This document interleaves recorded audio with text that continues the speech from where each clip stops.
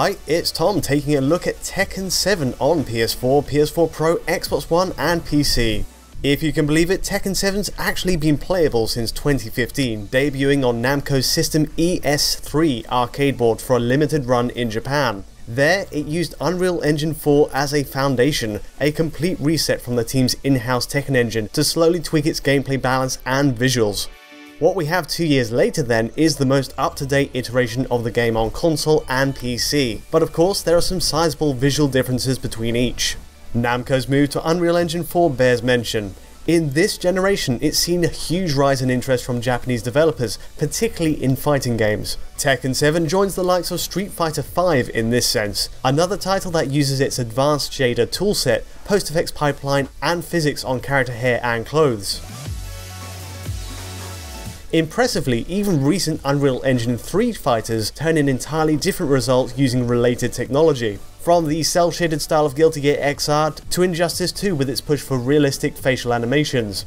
But whether it's Unreal Engine 3 or 4, clearly that flexibility is what attracts so much attention from developers. Just as crucially though, all 4 fighters here have one major thing in common: a successful lock at 60 frames per second.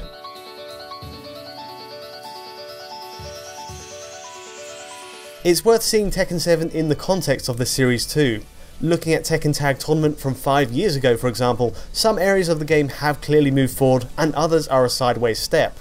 Okay, character movesets are familiar, but series staples like Kazuya and Heihachi get a clear markup in shader complexity for skin and clothes. Intro sequences and new rage art moves also use Unreal 4's bokeh depth of field and bloom, adding spectacle to cutscenes though dialed back for gameplay. Most obviously though, hit impacts between characters now produce an excess of effects we just didn't have before. We've come a long way from the low resolution alpha, small puffs of fire used in Tekken Tag 2 and Tekken 6.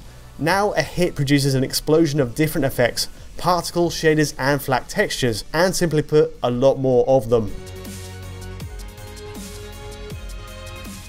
Curiously, parts of Tekken 7's technology shows flashes of other Unreal Engine games. Check out the ragdoll body physics in its story mode.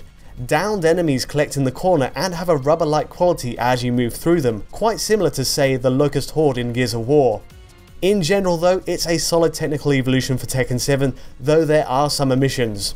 Personally, I still enjoy the more CG-like presentation of Tekken Tag 2, which was helped along by the inclusion of motion blur. With motion blur enabled, it only made each move feel more fluid at 60 frames per second.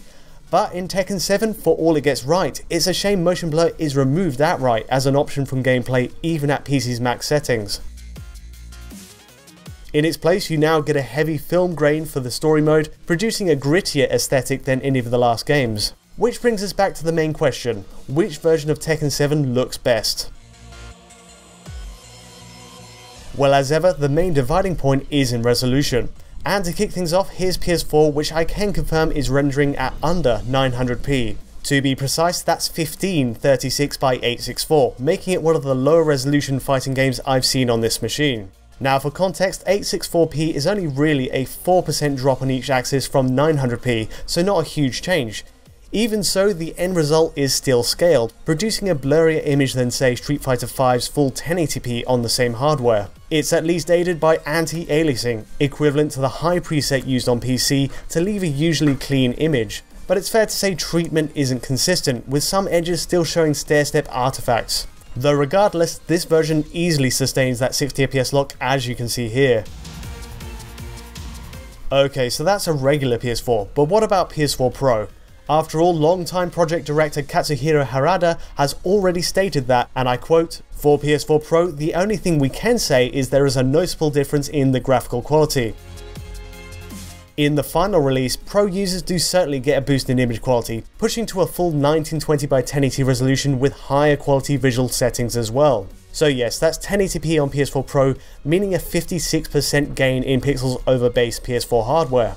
And to be clear, this is the resolution you get whether the machine is outputting at 1080p or to a 4K Ultra HD TV. It's always locked in place natively at 1080p. Put side by side with the regular PS4, the Pro hardware brings some extra benefits besides image quality. Take for example the boost in texture filtering. The mesh at the back of the Mishima building for example is blurred and less defined on the older PS4. Now this doesn't affect the quality of the texture itself, but the sample range on the texture filtering is changed and always higher on PS4 Pro. It's far from extravagant in the grand scheme of things, but a neat extra for the hardware. Elsewhere, both PlayStation machines have a lot in common. In fact, you get the same character model detail, shadow maps and core texture work between all consoles and PC's top settings. Elsewhere though, consoles appear to use the dynamic setting on PC, meaning the quality of settings can vary based on load to keep a 60fps lock in place. For PS4 Pro though, what that means is it can dip into the high post-process setting we get on PC, adding extra bloom in places where it's absent on a regular PS4. So again, looking at the machinima building stage, you get heavier lighting from the circle at their feet, and background lights too.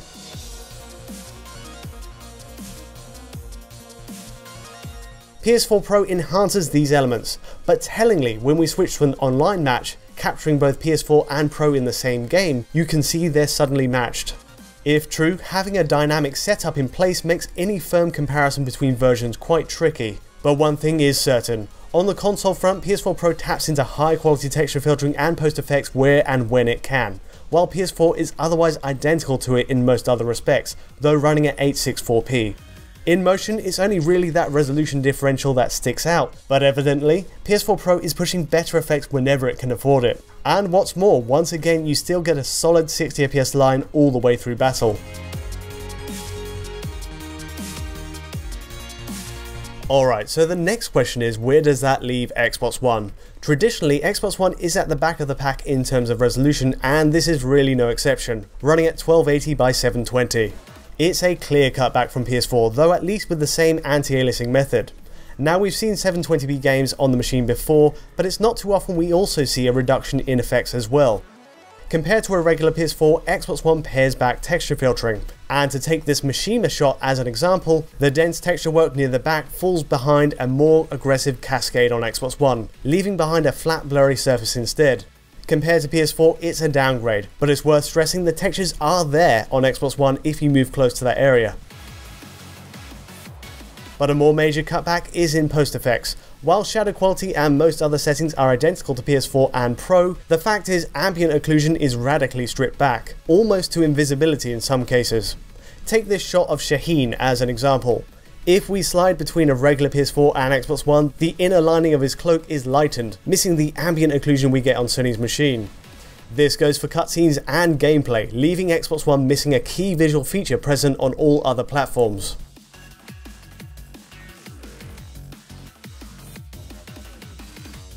Xbox One also completely drops the bokeh depth of field effect.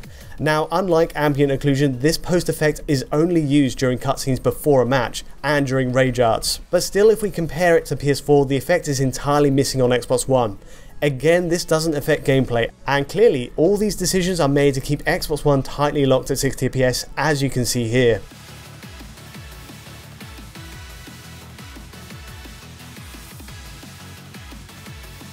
That's not the end of the problems with Xbox One, because while yes, you do get a locked 60fps in gameplay, the fact is Xbox One uses an adaptive VSync that introduces tearing during rage arts. No other console version uses this, and it means tear lines appear on Xbox, cutting each frame in half during more intensive super moves. Here's an example. It's the same story during intros, though it's worth stressing controllable gameplay is usually unaffected and fully VSynced. The pecking order is clear then. From left to right, Xbox One sits in last place with 720p, worse texture filtering, stripped back ambient occlusion, and no depth of field plus occasional tearing. Next up the table is PS4 running at 864p, while the PS4 Pro version hits 1080p with improved texture filtering and bloom. But what of the visual advantages on PC? To test, I have a GTX 1060 running the game at max settings and 1080p. Easily doable at a locked 60 frames per second, and that's making sure the rendering scale setting is at 100 to ensure a true 1080p. It's worth noting you can even push this card to 1440p, but cutscenes do start dropping to 40fps, and the only way to hold that resolution is to toggle on the dynamic settings option, which automatically pairs back visuals based on load. But for visual comparisons, of course we're going for the fixed max settings to see what PC gets over console. And the answer is again focused on texture filtering and post-processing. So to compare to PS4 Pro, you get a similar leap in filtering quality in the background, clearing up surfaces at tight angles on PC's Ultra setting. PC's advantage here is clear, but again the textures themselves are the same, and it's the difference in filtering that marks the biggest difference over PS4 Pro. The other upgrade is the heightened bloom effect. Note the lights on the floor and background on PC are a leap over PS4 Pro's, which itself has an enhanced bloom compared to a regular PS4. PC takes it even further, a full powerful take on the effect that you can see right away. This actually kicks into gear with the high post-processing setting, but it's worth noting that ramping to Ultra has some unwanted effects here. On Ultra, a chromatic aberration filter stacks on top of the other effects, essentially distorting the edges of the screen. It's overkill and overlaps the characters themselves, causing an ugly blur across the action. In the end, I switched this back to high, but the option is there and your mileage may vary. The final big advantage to PC is in loading times. Tekken 7's move to Unreal Engine 4 has had a nasty side effect on loading, and even switching between menu options incurs a few seconds wait. It's frustrating to navigate the front end as a result, but actually loading into a match is a real test of patience on console. So here's everything put into example, a 4-way test between Xbox One, PS4, PS4 Pro, all on stock drives, and PC with a solid state drive. Using Versus mode to load into the jungle outpost stage, the outcome is predictably in PC's favour, but not by as much as you'd think for an SSD. But it's Xbox One that's especially shocking, at almost double the weight of either Sony machine at 40 seconds. Really, none of this is helped by the stuttering on the loading screen animations as you wait. It detracts from the polish of the package, and even on a PC with an SSD, waiting this long just to get into a fight is surprising.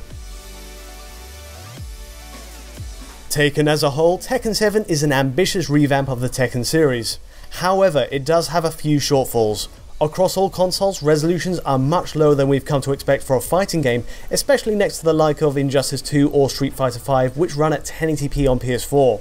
Though in its favour is the push for more effects, physics and a heavier post-process pipeline than Tekken 6, and an aesthetic push towards something different, a grittier, more cinematic take on Namco's universe.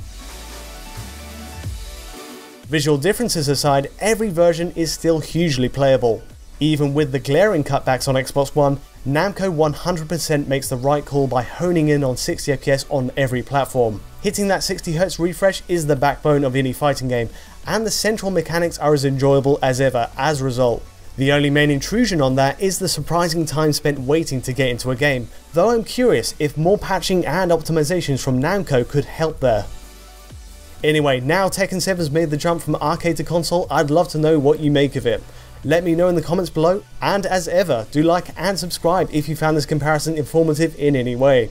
But until next time, thanks for watching.